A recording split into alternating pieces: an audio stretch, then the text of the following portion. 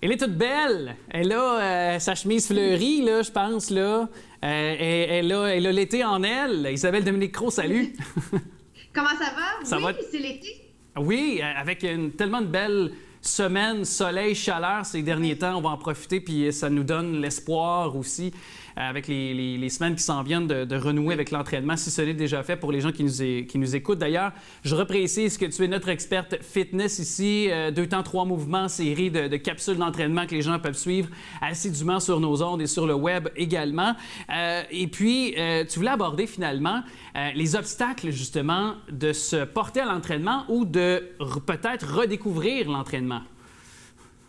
Oui, les obstacles, parce que souvent, on trouve beaucoup d'obstacles qui, quand on les transforme en solutions, on s'aperçoit que rien n'est impossible. Et c'est quelque chose que j'aime rappeler aussi, tout se passe quand même dans la tête. Ouais.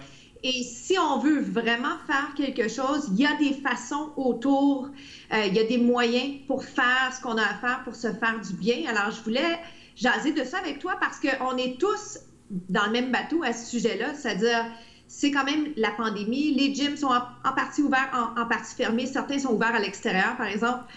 Et puis, on les a tous, hein, les obstacles, d'une manière ou d'une autre. Il y a des journées où on ne voit juste pas comment on pourrait s'activer, même si on avait envie de le faire. Et en parler, je pense, ça fait du bien à tout le monde parce que c'est comme, ah oui, même les gens qui sont dans l'industrie ont des fois des moments de manque de motivation, de fatigue. Même des gens comme toi qui sont passionnés d'un sport en particulier, pour toi, c'est la course, bien, oui. On le vit quand même. Il y a des moments où on est comme, ça me tente vraiment pas. Qu'est-ce que je fais? Oui.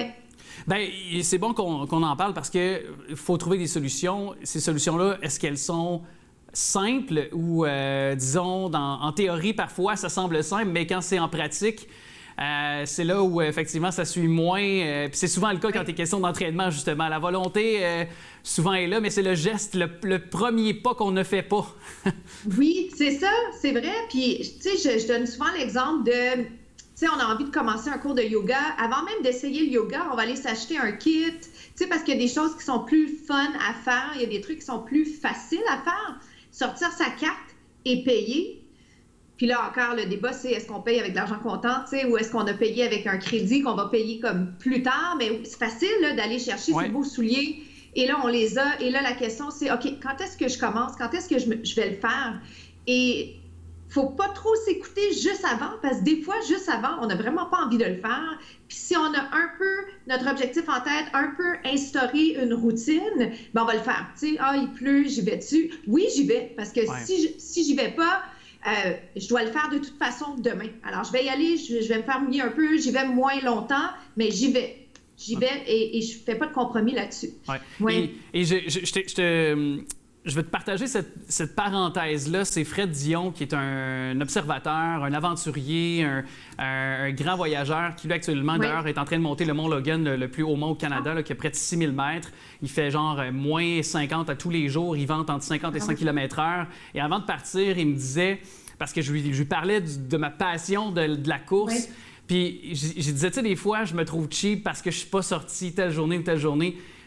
Où j'atteins pas, par exemple, l'objectif que je voulais atteindre cette journée-là, c'est-à-dire faire un 10 km en un temps, par exemple, X. Il me dit, à toutes les fois où ça t'aura pas tenté de sortir à l'extérieur, que tu vas avoir mis tes souliers, que tu vas avoir été donc courageux, tu vas l'avoir fait, bien, tu vas avoir gagné, tu vas avoir atteint ton objectif quand même, tu vas avoir été courir, tu sais. Ça m'a vraiment marqué. Ça peut paraître banal pour les gens qui nous regardent, mais quand des gens comme ceux-là nous disent ça apporte une autre dimension à l'effort qu'on fait. Oui, on gagne d'avance. Tu sais, quand on n'avait pas envie d'y aller, puis on est allé, peu importe le résultat, même chose, tu sais, les gens se posent la question, bon, si je suis un petit peu enrhumée, est-ce que j'y vais? Personne n'a dit qu'on ne pouvait pas bouger. Peut-être qu'on pousse un peu moins, peut-être qu'on y va moins longtemps, mais pour vrai, ça fait du bien, on se sent bien après, puis peut-être qu'on va juste mieux dormir, faire probablement. Puis c'est vrai, hein, des fois, ça prend les autres pour nous encourager dans nos épreuves, parce qu'on se dit, ben, je suis donc bien lâche, je suis pas allée, ou je suis allée, puis j'ai même pas eu un bon résultat, puis à la fin, c'est comme, ouais, mais on est en compétition avec nous-mêmes, puis des fois, on a l'impression de reculer, mais c'est momentané, puis on continue. Puis ce que je trouve toujours admirable, tu sais, c'est qu'avec le temps, puis on le voit, tu sais, on regarde les autres avancer dans notre industrie, par exemple, tout ce qui est médias, télé, bien, ceux qui ont été persévérants font leur place. Si tu es persévérant puis tu travailles, puis que c'est constant, tu vas voir des résultats, tu vas avancer, tu vas l'avoir le poste, puis quelqu'un d'autre ne l'aura pas. Pas parce que, tu sais, à valeur égale, on avait le même talent ou pas, mais il y en a un qui est plus travaillant, puis c'est payant. Puis je trouve ça encourageant parce qu'on le voit chez les athlètes, on le voit chez les artistes, ceux qui sont persévérants, qui sont passionnés, puis qui le font, même quand ça ne leur tente pas. C'est le fun. Ça vaut la peine. On sait que c'est pas en vain. Et les petits échecs en cours de route font partie, après ça, du succès. Tu sais, quand toi, tu cours, puis qu'à la fin de l'été, tu vas avoir tes résultats et peut-être que tu vas t'inscrire à une course, ben c'est comme, hey, une chance que je suis allée toutes les fois où ça me tentait pas, ben bien joué, tu sais, je l'ai fait. Oui.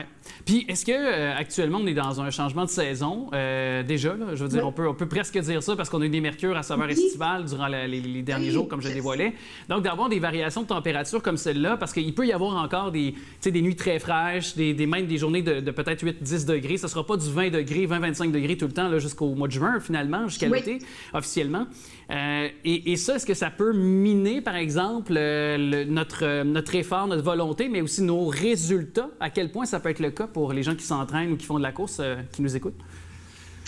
Bien, moi, j'ai l'impression que pour la plupart des gens qui souhaitent s'entraîner plus sérieusement à l'extérieur, c'est toujours bienvenu quand la température elle est plus clémente. Alors, tant mieux si ce n'est pas des 28 degrés tout de suite, même si on aime ça aussi. Je te dirais, j'ai toujours un peu l'impression que les excuses ou les obstacles qui reviennent le plus fréquemment, c'est « Ah, ben je manque de temps. J'ai pas le temps. » Alors que dans ce cas-là, la solution, c'est « OK, ben organisons peut-être l'horaire. Est-ce qu'on peut réévaluer combien de temps tu passes sur ton téléphone? » Sans jugement, mais peut-être qu'on pourrait enlever un petit peu de ça puis aller le placer un petit peu dans un entraînement express. L'autre excuse qui revient, ça va être « Ah, ben j'ai pas d'argent ou j'ai pas de budget pour ça. » OK, ben il y a beaucoup de contenu accessible. On en a parlé beaucoup cette saison. Tu sais, il y a des applications intéressantes. Il y a plein de contenus. Des podcasts. Donc, tu sais, les gyms sont fermés. OK, ben tu peux t'entraîner chez toi. Tu peux t'entraîner avec quelqu'un à 2 mètres à l'extérieur. Je veux dire, donc, c'est juste peut-être inviter les gens à se questionner sans jugement. Qu'est-ce qui m'empêche? Là, tu sais, le printemps est arrivé. Au moins, on n'a plus il fait trop froid pour bouger à l'extérieur. Exact. OK, qu'est-ce qui m'empêche? OK, j'ai de la gestion, j'ai trop... 15-20 minutes, ça se place, même si on a du ménage à faire, même si on a d'autres obligations. Puis peut-être que ça va être payant, ce 15 minutes-là, parce que plus tard, je vais être 100% productive, efficace au travail, à la maison, dans tout. Dans le rangement puis toutes les autres tâches connexes. Il nous reste peu de temps, mais je voulais t'entendre là-dessus parce que il nous reste 1 minute, en fait. Et je pense que, comme tu l'as dit, notre propre ennemi, c'est nous-mêmes, là, parce que surtout quand il est question de la course, c'est notre propre défi personnel à nous-mêmes. Mais pour s'aider, par exemple, est-ce que si on a des raideurs dans les jambes pour favoriser, tu sais, sans dire qu'on est des athlètes olympiques, mais est-ce que, comme moi, par exemple, je suis allé voir récemment... un masseur pour m'aider là, dans ma circulation sanguine et tout ça, pour favoriser un peu mes muscles aussi, donc de retrouver finalement un peu plus rapidement là, ma santé, mais que mon corps puisse rapidement retrouver là, une certaine forme d'énergie plus rapidement. Voilà. Est-ce que c'est bon ou au contraire, ça ne fait pas une grande différence dans la volonté de vouloir courir, sortir à l'extérieur, bouger? Bien, tout ce qui est prendre soin de son corps, notre corps, c'est notre outil premier. Tout ce qui est prendre soin de son corps, ça vaut la peine. Puis moi, j'aime bien, même si on n'est pas des athlètes olympiques pour la plupart, puis peut-être qu'on a certains téléspectateurs qui le sont, j'aime penser comme un athlète. Les athlètes sont sont très précis au niveau de leurs objectifs. Il n'y a pas de perte de temps, sont efficaces. Ils réussissent à bien cerner quand même. Ben, je ne peux pas dire équilibre, parce que c'est pas tant un équilibre. Leurs besoins, On est loin de l'équilibre, mais ils prennent soin de dormir suffisamment, de manger adéquatement, de gérer leur stress. De toutes les façons possibles. Quand ils sont sur place, il faut qu'ils gèrent leur stress avec les caméras. Alors, je te dirais, oui, prendre soin de soi, puis justement, la récupération fait partie d'un entraînement efficace. Alors, certainement, si en plus on a des assurances pour se payer des massages et prendre soin de soi, bien, ça nous fait un bien énorme et ça nous amène plus près de nos objectifs ultimement également. Ouais. Isabelle Demescros, merci d'avoir été avec nous. Toujours un plaisir, Alex. Bonne semaine.